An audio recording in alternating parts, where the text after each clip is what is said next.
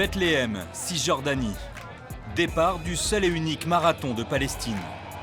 Une compétition organisée par une ONG danoise pour dénoncer l'occupation israélienne. Parmi les 2600 participants, des sportifs locaux et des étrangers venus du monde entier. Mais cette année, la plus grande star du sport palestinien manque à l'appel. Nader Al-Masri, athlète olympique de la bande de Gaza, est resté coincé chez lui, victime du blocus israélien. Pour le rencontrer, direction Gaza, à moins de 80 km de Bethléem.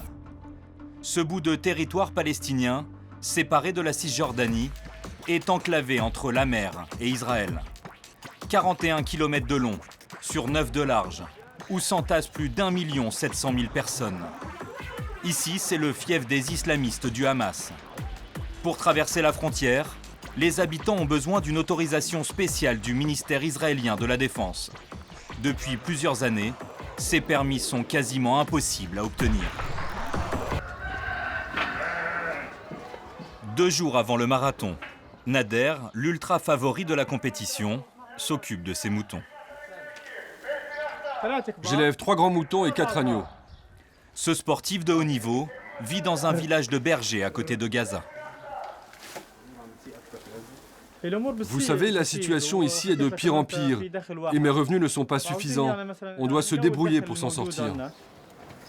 Comme une trentaine d'autres sportifs gazaouis, il n'a pas eu l'autorisation de se rendre à Bethléem. Pourtant, à 34 ans, il a déjà participé à une quarantaine de courses partout dans le monde. Mais ça, c'était avant qu'Israël ne durcisse le blocus. Dans le salon de la maison familiale, les souvenirs de ces compétitions internationales servent de décoration. En 2008, au JO de Pékin, il était porte-drapeau de la délégation palestinienne. Quand j'ai appris que je ne pourrais pas aller au marathon de Bethléem, j'étais déprimé. J'étais très fâché. Cette compétition est à côté de chez moi. Bethléem est à 80 km d'ici. Je pourrais même y aller en courant. J'y suis en 3-4 heures. J'ai pu aller à l'autre bout du monde, en Chine, mais je ne peux même pas aller dans mon propre pays. Nader a même déposé une requête devant la Cour suprême israélienne.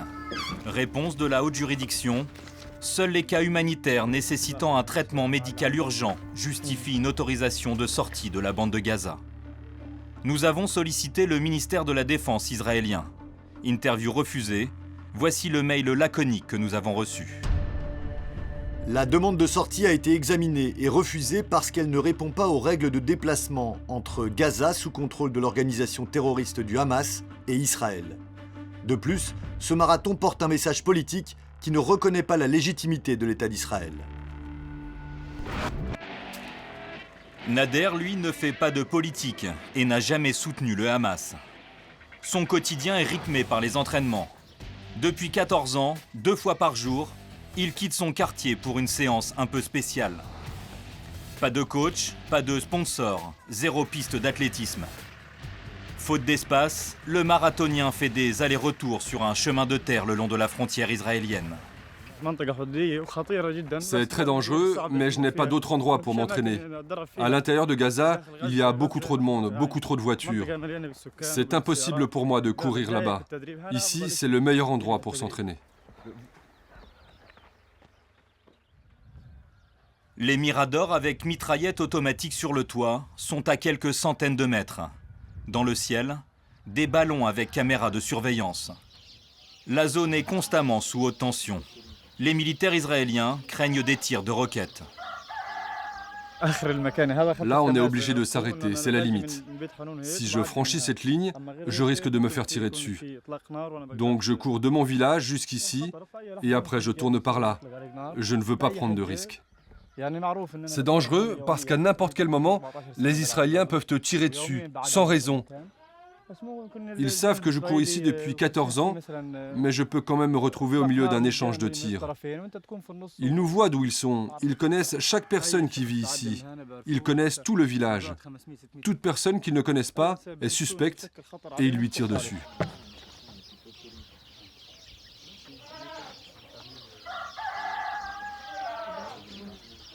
Comme Nader, les habitants de Gaza sont les victimes collatérales du conflit entre Israël et le Hamas.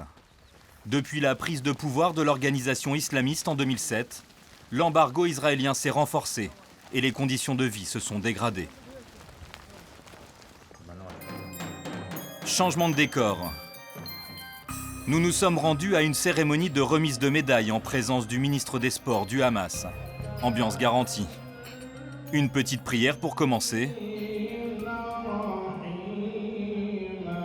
Le premier prix, un voyage à la Mecque pour le pèlerinage.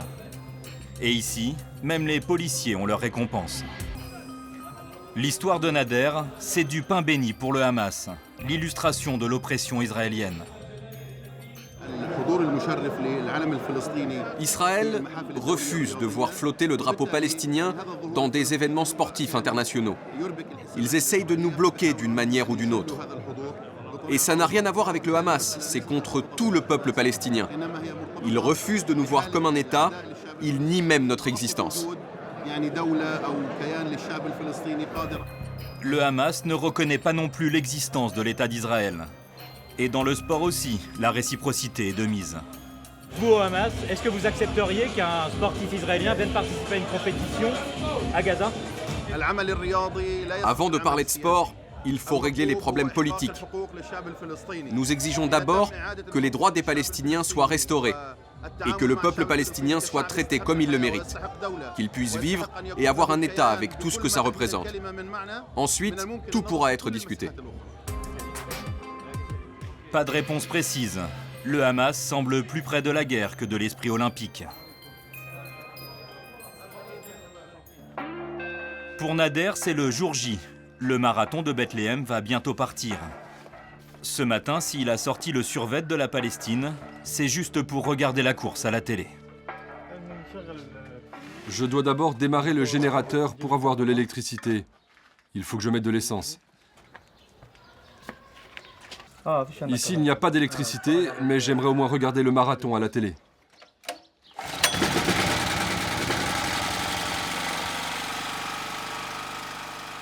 Et regarder la télé, c'est en soi une épreuve à Gaza. Il faut d'abord se taper les spots de propagande diffusés en boucle. Puis des JT brouillés par les drones qui survolent la ville.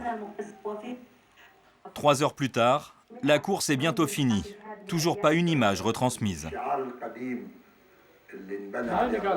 Oui, je regarde la télé, mais il n'y a rien. Apparemment, ils ont montré quelques images ce matin, mais depuis, plus rien. Tu serais déjà arrivé, toi? Oui, moi, mon record, c'est 2h40. Si j'avais participé, j'aurais déjà fini et j'aurais même pu rentrer à Gaza en courant. Le jour même, Nader repart s'entraîner le long de la frontière. Son objectif, battre son record de 2h40 et participer en 2016 aux Jeux Olympiques au Brésil, si Israël donne son autorisation.